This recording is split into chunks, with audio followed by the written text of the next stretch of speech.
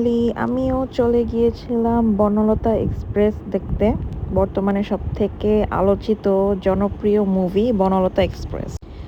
অনেকদিন যাবতই মনে খুব ইচ্ছা করছিল যে একটা ভালো বাংলা মুভি সিনেমা হলে গিয়ে দেখব।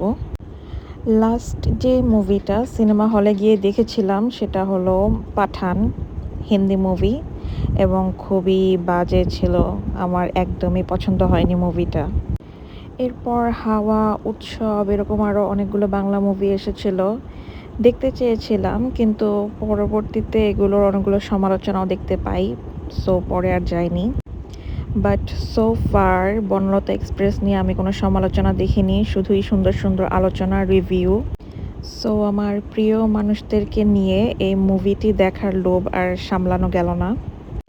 এইবার মুভিটি দেখলাম চট্টগ্রামের বালি আর্কিডের সিনেপ্লেক্সে। আমরা আগের দিন রাতেই ওদের অনলাইন ওয়েবসাইট থেকে টিকিটগুলো কেটে রেখেছিলাম। আম্মু খুবই এক্সাইটেড ছিল, কারণ আম্মু প্রথমবার সিনেপ্লেক্সে মুভি দেখতে এসেছিল। যাকে আমাদের শোটা ছিল বিকেলের। খুবই ক্ষুধা লেগেছিল, আমরা সাথে সাথে গিয়েই খাবার কিনে নিলাম। আমরা নিয়েছিলাম সল্টেড পপকর্ন, ফ্রেঞ্চ ফ্রাইস এবং চিকেন ফ্রাইস, সাথে 2টা সফট ড্রিঙ্কস আর একটা কফি।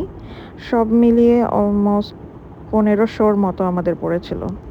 একটা জিনিস আগেই সাবধান করে দিই, যারা জানেন না তাদের জন্য, বাইরে থেকে খাবার কিন্তু ওরা অ্যালাউ করে না। ওরা গেটে ঢোকার সময় ব্যাগ খুলে চেক করে। ফাইনালি মুভি শুরু হলো। মুভির শুরু থেকে ফার্স্ট হাফ অবধি আমরা খুবই খুবই এনজয় করেছি।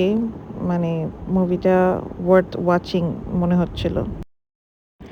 সেকেন্ড হাফে গিয়ে আমার মুভিটা কিছুটা একটু স্লো এবং হালকা একটু বোরিং লাগতে শুরু করে, সবই প্রেডিক্টেবল মনে হচ্ছিল।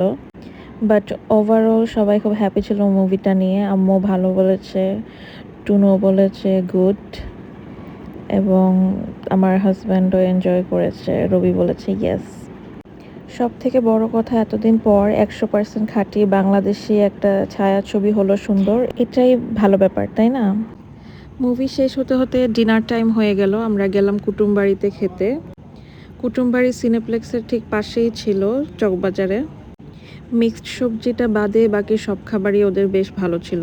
বিফ খিচুড়ি আর ভাতের সাথে নিয়েছিলাম মেজবানি মাংস আর বিভিন্ন ভর্তা। বোরহানিটা বেস্ট ছিল। ওকে, বাই।